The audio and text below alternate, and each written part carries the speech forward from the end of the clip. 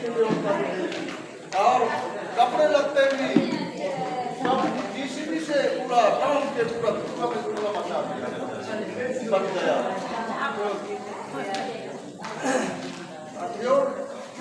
उसके बाद कुछ लोग वहां से बाहर खाता के जान बचा करके करंजिया थाने की ओर चले आए।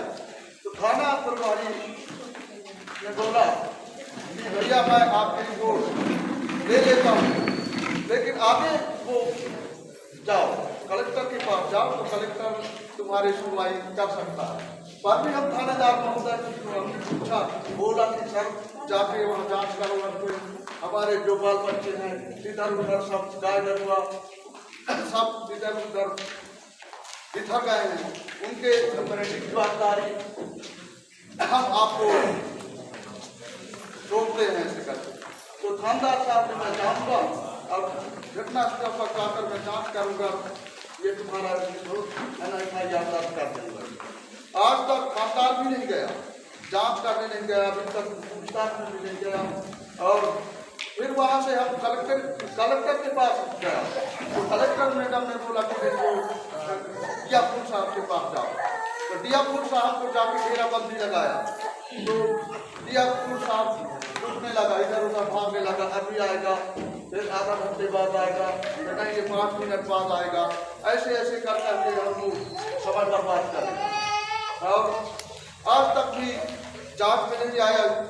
एक एसडीएम आया था, पूरा एसडीएम ऐसा करके बताया कि जैसा पूरा एसडीएम आपके जांच करने के लिए आया। तो हमारे घटना स्थल में वो नहीं गया, पहले गांव तरफ जाके गठन बनाया, गांव तरफ जाकर के गठन बनाया और कहा कि नहीं मैं हमको साथ दो, मैं जमीन को हटा के बताऊंगा। ऐसा करके एसडीएम साहब झूठा जाप किया, वो हमारे पास नहीं आया, गांव के लोगों को चक्का दिया, उठा दिया। तो एसडीएम साहब को जाकर के हमें घटना स्थल में जांच करना चाहिए, तब हम मानते कि एसडीएम साहब सही जांच किया। ये एसडीएम साहब बहुत झूठा जांच किया गया है, एसडीएम साहब को सस्पेंड किया जाए, मौके पर क्यों नहीं गया? अभी नहीं सुनेगा वो सरकार। वन अधिकार कानून, पेश आयुक्त के कानून बनाया, अपने संविधान में अपने आप लगा रहा है भारत की सरकार।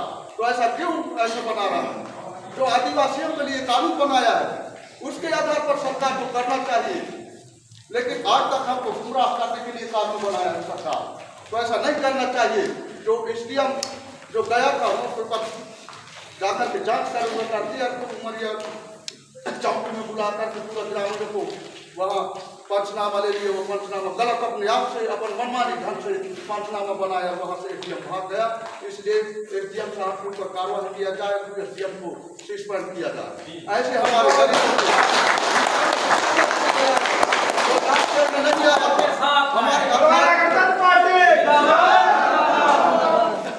वो हमारे लिए अन्याय करने के लिए आया था, जांच करने के लिए नहीं आया था।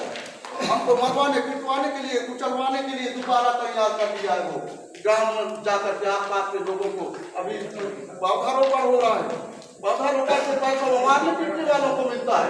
उन सब आदिवासी भाई हैं हमारे, बुद्धि अनुसार हमारे वो अपने भाई बंधों को पैसा दे दे करके वहाँ की जमीन खाली करवाएंगे। इसकर गोर भारे हमारे आदिवासी भाई लोग अब आज भी गए, पता नहीं फाइट भी है उनके साथ में, ड्यूटी भी है, और हम डिडोरी जा रहे हैं। तो साथियों हम आपके साथ हैं, हम गरीब परिवार के आदमी हैं और हम आपके साथ रहेंगे। आप जो हमारे पर अन्याय किया गया है एसडीएम साहब का पूरा उसको सस्पेंड किया जाए। हम आपके साथ हैं।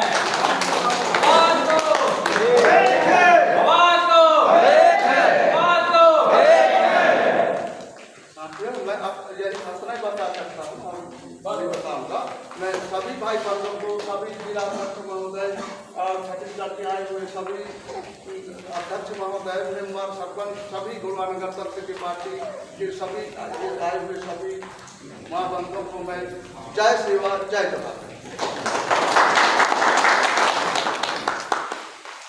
दादा ने जो बताया हमको कि एसडीएम साहब सहपुरा से आए, ये जो लगता है बजाज विकास खंड का लगता है, क्यों बजाज विकास खंड में एसडीएम बजाज का आएगा। अब बजाज विकास खंड में एसडीएम है, क्या नाम उनका? राम। उनका मच्छर जानते हैं, आते तो वो आते, सहपुरा का एसडीएम यहाँ पे आ रहा है, बस वो गाँव वालों को भड़का के उल्टा इनके ऊपर कार्रवाई करवा रहा है ना। दूसरी बात, पौधा लगाने के नाम पे भी इनके ऊपर कार्रवाई करवाने की धमकी दे रहा है। कोई मिला के ये पूरा गुंडागर्दी का वो है, कहीं के एसडीएम गाँव वालों को भड़काना। आज है गाँव वाले आज गाँव के कुछ लोगों को बहका के वो वहाँ ले गए।